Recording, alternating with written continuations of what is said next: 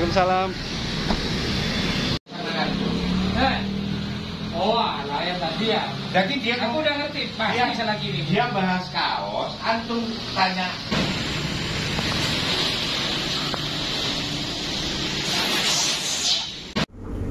Halo teman-teman, saling sapa jalan-jalan, satu-satunya podcast naik angkot. Kali ini saya mendatangkan sosok yang agak serius ya, karena sudah pakai baju batik, pakai kopiah, karena memang beliau orang serius.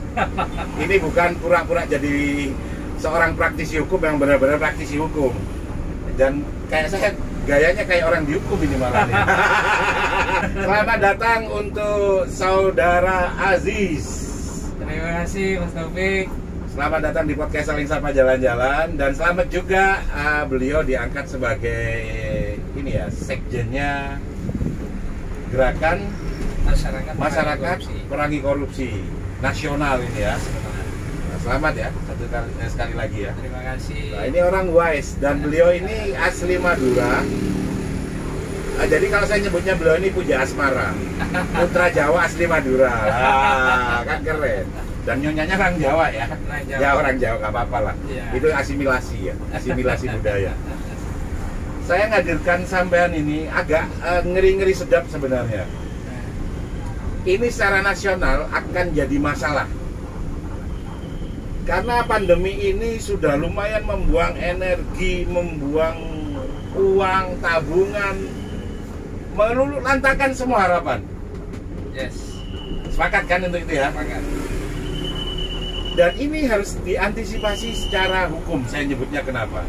Ya. Salah satunya ketika kita bicara tentang lembaga pembiayaan, lembaga keuangan.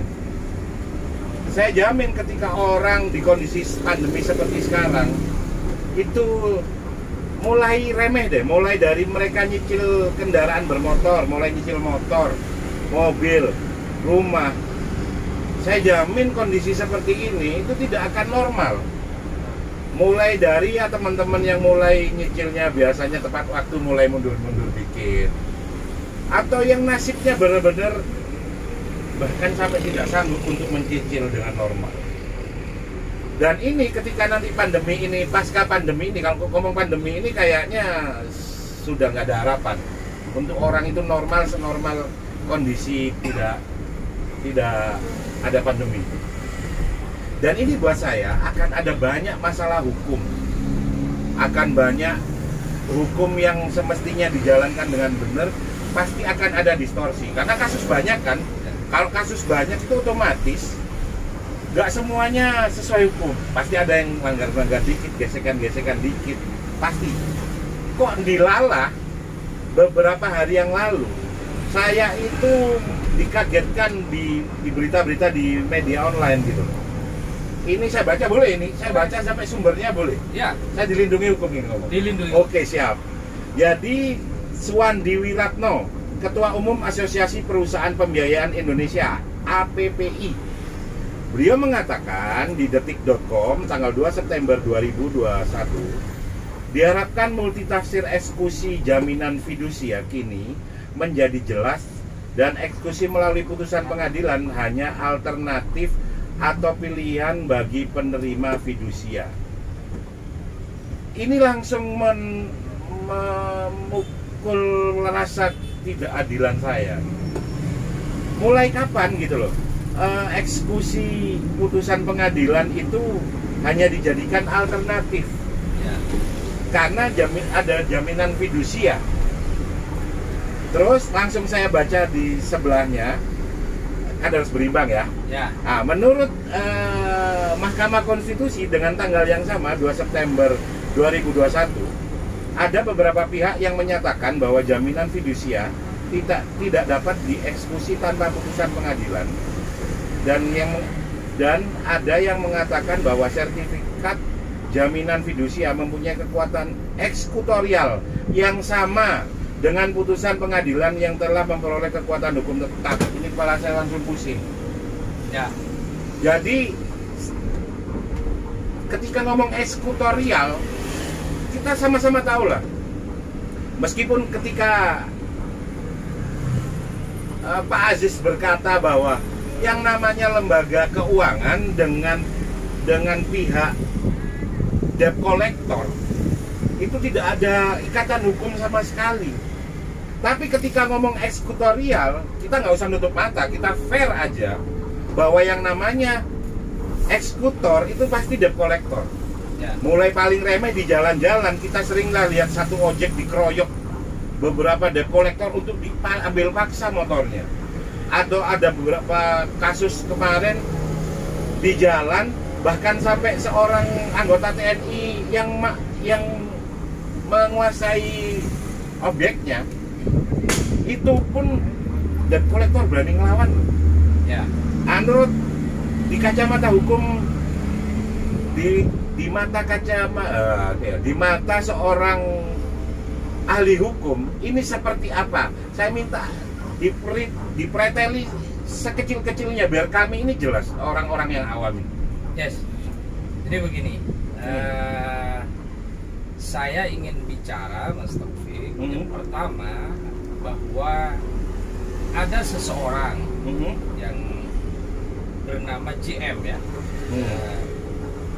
Saya kira sudah muncul juga di pemberitaan di Joshua Michael, gitu kan? Joshua Michael ya. Itu melakukan uji materi Ya, ke Mahkamah Konstitusi. ke Mahkamah Konstitusi. Apa yang diuji? Yang diuji itu berkaitan dengan satu pasal yang menyebutkan soal tafsir eksekutorial. Yes.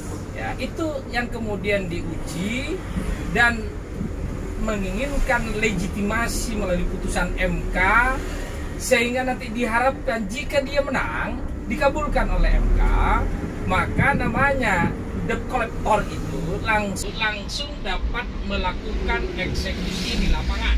Ya, simpelnya gitu. Simpelnya begitu. Iya, iya, Simpelnya keren, begitu. keren. Nah, pertanyaannya adalah pemberitaan yang kemudian menyebutkan bahwa MK mengabulkan apa yang dimohonkan oleh saudara Michael ini tentu mengejutkan banyak pihak. Sangat, Ya kan? sangat, iya, iya. Secara nasional, dan saya termasuk orang yang bersegera untuk membaca apa putusan, apa amarnya, apa perintahnya. Ya. Nah, begitu saya cek di putusan Mahkamah Konstitusi, permohonan yang diajukan oleh saudara Michael ini adalah ditolak untuk seluruhnya. Jadi clear teman-teman bahwa yang ditulis di media online sepenuhnya itu ditolak oleh Mahkamah Konstitusi. Yes. Uji materinya. Yes. Totally. Total. Nggak ada yang jadi pertimbangan Tidak apa-apa? ada. Jadi, wah ini keren ini keren. Nggak, kalau ini sudah melegakan saya, ini seneng banget. Karena ke depan ini saya jamin ketika pasca pandemi ini, kasus-kasus hukum berkaitan dengan lembaga pembiayaan, lembaga keuangan ini akan terus mencuat, akan membesar. Ya. Karena yang buat saya ngeri sampai hari ini, Pak Aziz, jujur aja, seseorang gara-gara utang kartu kredit sampai dibunuh. Dan itu buat saya kok hanya masalah perdata kok sampai bunuh-bunuhan gitu. Ya. Itu kan buat saya dan di luar peri kemanusiaan gitu. Nah, sebenarnya ini jadi kasih tutorial ya sebenarnya. Tapi kalau buat saya, kalau emang orang fair mau bayar hutang ya pasti akan fair. Ya. Kalaupun nggak bisa bayar hutang secara tepat waktu atau apa ya karena kondisi. Ya. Melihat ini, yang sering rancu di mata orang awam itu seperti apa sih? Tiba-tiba ada orang tanpa menunjukkan surat kuasa terus marah-marah di sebuah rumah, terus kemudian ada orang yang menagih di jalan, bahkan sampai dengan kasar mengambil fisiknya. Ya, menyambung apa yang kita bincangkan yang pertama itu, bahwa jelas putusan Mahkamah Konstitusi amarnya adalah menolak untuk seluruhnya. Menolak untuk seluruhnya. Uji materinya jelas tolak ya. Sudah jelas tolak. Nah, bagaimana dengan pemberitaan yang sudah terlanjur viral dan seterusnya? Saya jujur ya, saya agak miris. Kenapa kemudian ada pemberitaan itu yang tidak berbasis terhadap data? Ya. Kenapa ada pemberitaan tidak berbasis kepada logika? Kenapa ada pemberitaan tidak berbasis kepada argumentasi? Yes. Nah, mestinya putusan Mahkamah Konstitusi itu dibaca terlebih dahulu oleh para jurnalis, tidak serta-merta dapat kabar Langsung dari di-upload. pemohon kemudian diberitakan demikian gitu kan. Ini pertama. Kemudian yang kedua adalah apa yang kemudian diberitakan seolah-olah itu benar, seolah-olah itu dikabulkan, itu clear, itu tidak benar, ya, tidak dikabulkan oleh Mahkamah Konstitusi. Berapa bagian? Utuh seluruhnya, itu selesai. Kemudian bagaimana pelaksanaan berkaitan dengan kendaraan yang menunggak misalnya, apakah langsung dapat dieksekusi? Tidak dapat dong. Dieksekusi itu tidak boleh, itu eksekusi. Dengan cara apapun. Dengan cara apapun. Kalau dieksekusi di jalanan itu ada pasal perampasan. Kalau dieksekusi di dalam rumah itu namanya pasal pencurian. Itu clear ya. Itu clear. Di maling-maling pun boleh. Boleh. Nah, jadi kalau itu yang dilakukan ya oleh petugas apapun namanya ya, Petugas apapun namanya. gitu ya. Oke, Saya oke, tidak berani menyebut ini. Oke. Nah, itu tidak dibenarkan oleh hukum. Nah, saya ingin terangkan begini, itu putusan Mahkamah Konstitusi itu kan nomor 18 tahun 2019. Yes, ya. Kemudian yang terakhir ini adalah nomor 2 ya di tahun 2021. Yes. Nah, antara nomor 2 dengan nomor 18 itu tidak ada perbedaan. Soal Sama. eksekutorial itu, bahkan Mahkamah Konstitusi berpendapat pemohon ini gagal menafsiri. Gitu loh. Gagal menafsiri, tidak komprehensif menafsiri pasal itu. Padahal apa yang dikehendaki dari namanya eksekutorial yang disebut di dalam pasal soal eksekusi jaminan itu, yang dikehendaki adalah kesamaan hukum. Yang dikehendaki itu agar tidak terjadi kesewenang-wenangan. Yang dikehendaki itu adalah tidak boleh berbuat hakim sendiri. Itu clear. Tidak boleh itu. Nah, hak keperdataan itu harus diajukan ke pengadilan. Makanya kalau ada seseorang yang menunggak dan seterusnya, apa yang bisa dilakukan oleh perusahaan pembiayaan ini adalah mengajukan ke pengadilan.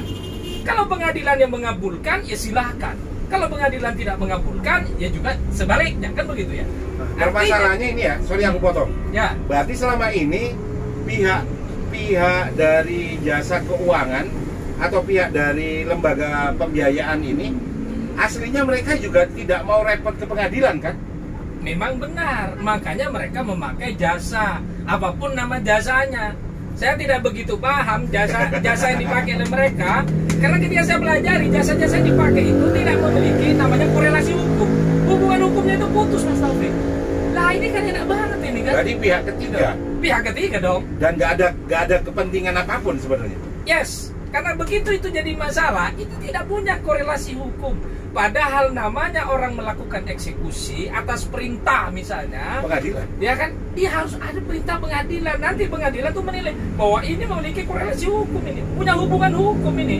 Nah, kalau dibuat tidak punya hubungan hukum, ini persoalan, ya kan. Apapun namanya yang turun ke lapangan. Nah, Dan saya teman-teman, perhatikan itu. apapun namanya, mau ya itu mau debt collector atau penagih atau apapun, tidak ada yang sifatnya eksekutorial. Jadi saya terangkan bahwa apa yang dilakukan oleh petugas yang disuruh oleh perusahaan pembiayaan itu tidak dapat serta-merta. Serta-merta ngambil, spontan ngambil, apalagi berdasarkan kepada instinktif. Itu di dalam ilmu hukum apa instinktif itu? Nggak boleh. Berdasarkan kepada perasaan, Iya. ya kan? Perasaan saya ini harus diambil. Ini Nggak misalnya boleh. Mas Iya, Taufik ini sudah nonggak 2 kali Iya, nih. iya. Aku ambil nih, ini udah diingetin beberapa kali. Nggak boleh begitu. Harus dilakukan koordinasi, jadi koordinatif. Mas Taufik, kenapa nih? Kok begini? Ah, itu harus koordinasi. Itu dong. judulnya mereka mentep pun juga koordinasi sebenarnya. Harus koordinasi.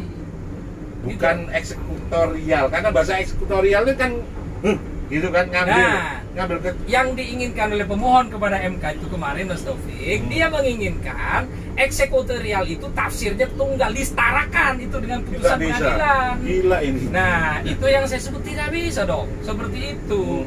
Karena itu juga berkaitan dengan seseorang yang punya niat tulus, niat baik, mengambil kendaraan.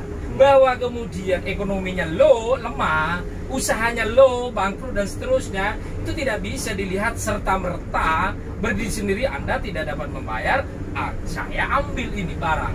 Nah, kan tidak bisa, apalagi sudah pernah melakukan angsuran. Seseorang yang sudah melakukan angsuran minimal 1 kali, itu bukti bahwa dia punya itikat baik. Tapi kalau tidak sama sekali, baru itu prestasi. Baru itu dikualifikasi sebagai tidak punya itikat baik. Keren. Itu. Jadi memang maksudnya tidak punya itikat baik itu yang sama sekali tidak ada mencicil ya, Betul. tidak ada mengangsur. Ya. Wah, ini banyak sekali berarti ya hal-hal yang selama ini orang awam seperti dikelabui ya. Bahkan saya pernah loh, di depan mata saya itu ada orang motornya itu ditarik, bahkan dia sampai pegang rodanya. Tolong Pak, jangan diambil Pak, sampai memohon-mohon kayak gitu. Nah, jadi saya ingin terangkan begini selanjutnya. Saya pernah mendampingi masyarakat yang di depan kampus ternama di Kota Malang, itu kendaraannya itu dicegat oleh petugas. Saya tidak melihat langsung, saya langsung dibaypun oleh klien saya itu bahwa kendaraannya akan diambil nih. Nah, saya sampaikan, kasih itu handphone kepada petugas itu, ya toh. Nah, begitu dikasih saya tanya, kenapa Anda mau ambil itu? Karena sudah menunggak. Berapa lama? 2 bulan. Nggak bisa dong Anda ambil begitu. Itu sudah pernah mengangsur. Nah, terus gimana Pak? Anda tanya kapan dia punya duit? Gitu ya, Anda tanya kapan itu dia bisa mengangsur? Anda ajak ke kantor saudara, tanyakan dengan baik-baik, bikinkan surat pernyataan, kemudian tanda tangan. Baru kalau kemudian Anda tanya baik-baik, dibawa ke kantor Anda, dibikin surat. Di situ Anda boleh memasukkan satu frasa. Jika setelah ini kemudian juga tidak dilakukan kewajiban pembayaran, dapat dilakukan eksekusi. Akhir ini Pak Aziz, saya pengen menanyakan pada antum, ketika teman-teman saling sapa jalan-jalan ini menghadapi situasi di mana beliau karena posisi pandemi ini benar-benar tidak membuat dia berdaya untuk mengangsur cicilannya atau angsurannya, hal-hal yang harus dilakukan apa ini ketika yang dihadapi adalah pasukan petugas dari lembaga keuangan atau lembaga pembiayaan? Ya, jadi begini Mas Taufik ya. Siap. Jadi rekan-rekan, dalam situasi dan kondisi COVID yang kita juga tidak tahu sampai kapan. Betul. Ini tentu namanya kondisi keuangan, finance itu low ya. Pasti. Saya kira semua orang ya, ini tanpa terkecuali. Siap. Nah, oleh karena itu begitu kemudian mengalami kemacetan persoalan keuangan untuk membayar kewajiban, gitu kan? Membayar kewajiban yang memang hukum asalnya adalah kewajiban. Betul. Tetapi ketika ada situasi dan kondisi yang tidak memungkinkan, maka sesungguhnya perbankan itu harus mendengarkan arahan Presiden Jokowi. Betul. Arahan apa Presiden Jokowi itu? Masyarakat permudah dalam persoalan ngangsur, dalam persoalan menunda, dalam persoalan restruct atau yang dikenal dengan restrukturisasi. Itu permudah, kata Jokowi. Tetapi kan memang faktanya perbankan ini belum bergerak maju untuk menerjemahkan bahwa ini adalah titah sang presiden yang mesti diterjemahkan dalam sebagai simbol negara ya. Ya, simbol negara dalam situasi dan kondisi seperti sekarang. Darurat ya. Kita dorong nih perbankan agar tidak serta-merta bahwa saya harus mendapat keuntungan berlipat, seolah-olah perbankan ini hidup dalam negara lain.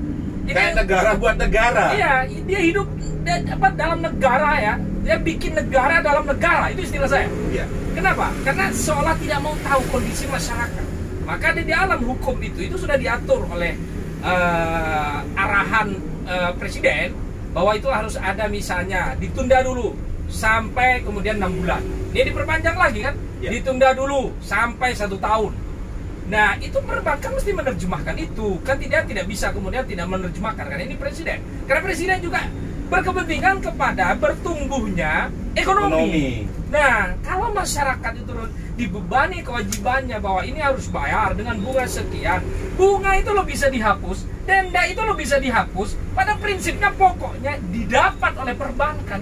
Itu bisa dilakukan itu, penghapusan bunga, penghapusan denda. Ini tidak pernah disosialisasikan oleh perbankan itu. Saya sudah mendiskusikan ini juga dengan Kepala OJK.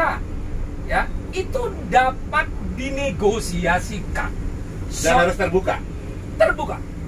Dan setiap orang, tidak peduli siapapun dia, boleh menawar. Boleh menawar. Prinsipnya itu perbankan mendapatkan pokoknya. Nah, jangan dirugikan secara pokoknya. betul, pokoknya karena itu kan mesti dikembalikan kepada negara, Betul, gitu kan. Nah, betul. tetapi dalam situasi yang seperti ini maka dituntut kreativitas perbankan itu untuk menerjemahkan arahan Presiden Jokowi. Dia tidak boleh serta-merta, gitu kan. Bagaimana masyarakat ini kemudian menjadi pertama harus bisa makan dulu. Betul. Harus bisa makan dulu. Ini yang saya pikirkan terus-menerus. Ini kondisi PPKM, ya, karena nggak boleh keluar. tidak boleh keluar, ya kan. Kalau baru buka warung kopi 2-3 jam itu sudah tutup, sudah ada petugas, saya tidak tahu Ya. petugasnya namanya apa lagi kan. Nah, kemudian harus tutup lagi. Praktis tak ada penghasilan. Ketika Ya. tak ada penghasilan, tidak ada kemungkinan dia dapat membayar kewajiban, Mas Taufik. Betul. Ini kan kasihan betul. Nah, ini saya kira ini presiden, pemerintah mesti mendengar aspirasi ini, ya, bahwa ini situasi kegentingan, emergensi. Itu perbankan itu juga harus lunak terhadap masyarakat yang sebelumnya itu sudah melakukan proses pembiayaan. Itu clear itu mesti dipahami dengan baik. Kemudian yang kedua adalah pembiayaan tadi seperti sepeda motor, mobil dan seterusnya, begitu macet itu haruslah koordinatif. Tidak boleh kemudian instruktif, apalagi kemudian gaya-gaya yang membuat orang itu tidak suka, ya, gitu kan. Premanisme itu tidak baik, ya, apalagi hari ini dia mesti humanis, dia mesti pendekatannya kemanusiaan. Ditanya dulu lah orang ini, ya, terus kapan sekiranya bisa membayar, Mas Taufik, kan begitu toh. Nah, bisa orang itu kemudian di jalan diambil, di rumah diambil. Kalau saya menemukan yang begitu, pasti saya laporan polisi. Simpel itu aja ya. Oh, simpel. Jadi teman-teman, ketika ada kejadian yang di luar kelayakan secara hukum maupun secara sosial, lebih baik Anda lapor kepada polisi. Karena ketika kondisi ini dibiarkan dan kita diam saja, itu sama saja dengan kita membiarkan ketidakadilan terjadi. Terima kasih Pak Aziz atas kehadirannya. Sorry merepotkan ini ya. Oh, tidak. Next berarti kita akan lanjut dengan topik-topik lain mengenai hukum yang lebih tajam lagi ya. Dengan senang hati, Mas. Oke, siap. Terima kasih. Ditutup dengan kata semangat terus menghadapi situasi yang serba tidak pasti. Wassalamualaikum warahmatullahi wabarakatuh.